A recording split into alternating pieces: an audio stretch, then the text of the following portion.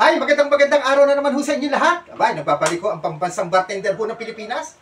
Wala akong iba kundi si Mr. Lance. Ayan, welcome ho sa ating ditong munting kaalaman, munting karunungan. Ayan. Ayan, ayan, marami yung natutuwa sa ating ginagawa. Marami yung nagme-message eh. Oro papuri ho kay Mr. Lance. Magaling ka, Mr. Lance. Ang lawak na kaalaman mo si Mr. Lance. Ay, salamat po sa kanila. No? Hindi ko na mapangitik inyong mga pangalan. Ayan, ano po? Shout out po sa lahat ng aking mga followers dyan. Ayan. Okay, welcome po sa Munting Kaalaman, Munting Karunungan. Ayan. Ano ba topic ho natin ngayong araw ho na to? Aba, napakasarap po pag-uusapan ho natin. Walang iba kundi, tinatawag na, andito sa harap, ito hong champagne, my favorite. Ayan. Pag tayo kinakasal, di ba? May champagne ho tayo, di ba? Yung pinapuputok, yung inumin ng kinakasal. Ano pa? Sa Dibu ba meron? Dito, wala. Depende. Ayun, sa Dibu minsan, at lalo yung mga championship ng mga karera ng motor, karera ng kotse, basketball, sa ibang bansa, di ba? Yung mga soccer, lahat po yan. Pag may mga championship, ginagamitan mo ng champagne. Okay? Kaya ito, tatapik ko natin, champagne. Ako, paborito ko ito eh. Ano ho ba talaga ang champagne? Okay, ito, yan. Okay. Ito. Okay, ang champagne no ay discover by mistakes. Ito ang totoo sa champagne. Ibig sabihin na discover ito ng hindi inaasahan. Okay, gano'n, ano ho? Ito'y tinatawag na cultivating wines. O, cultivating, pinoproseso ho ito. Parang dinidistill. O, yun o, pag sinabi cultivating, ano ho? Ito hong pag sinabi yung champagne, ito po ay region.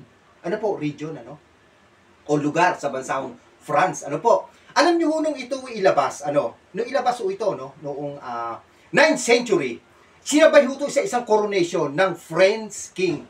French, kasi galing ako sa bansang France. Pero alam niyo ho ba ang hari noong 9th century sa bansang France ay si Charles II. Siya po ang King of France. Ano? Hindi ko lang, wala na ho nakalagay kung sino ho yung yung coronation o yung coronation, ibig sabihin inihalal na bagong king that time, ano? So, basta ang hari ho noon ay si Charles II, King of France that time, noong 9th century. Ano po? May alcohol content ho ito ng 12% alcohol by volume, kaya mahina ho ito. Ubrang-ubra sa mga ayaw humalasing, sa mga kababaihan.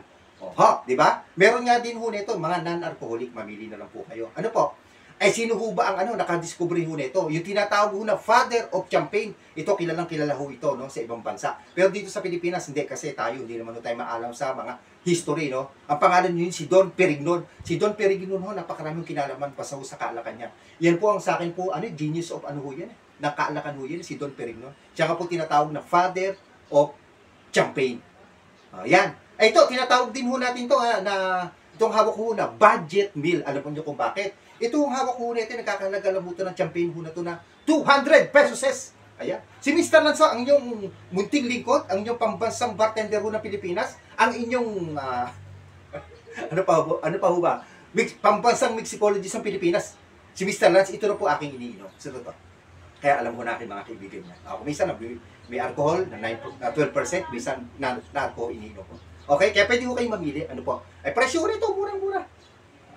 200 pesos lang po ito. Kaya wala ho kayong problema. Ano po? O yan ho ang story ng champagne. Kaya kumikulang ho kayo sa history ng champagne. Pwede naman ho kayo mag-comment. Pwede ho natin itapik. Pwede nyo i-comment yan. Ito ho, pag iinom ho tayo, pinalalamig ho ito. Malamig na malamig. Napakasarap ho niya. Sa totoo lang, napakasarap ho niya. Ako na ho nagsasabi. Ano ho?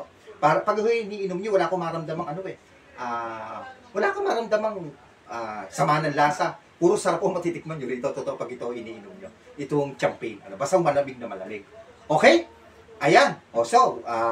Sana ay nagustuhan nyo. Munting kaalaman, munting karunungan. At sasama na ho natin na budget meal din ho ito.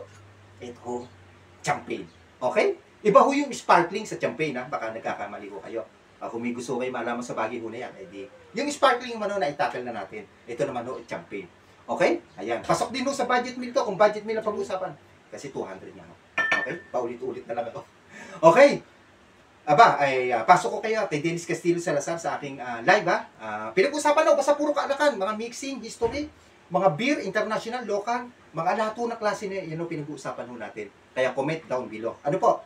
At 8 PM ang aking live. Nagpapamigihaw ko ng alak dyan, Kada live, isang alak. In God we trust, ako ho ang pambansang bartender ho ng Pilipinas, ako pambansang mixicologist ho ng Pilipinas, walang iba kundi si Mr. Lance. Thanks for watching, guys. Inumin ko na to. Champagne. Sasabihin ko. Champagne, no? Champagne.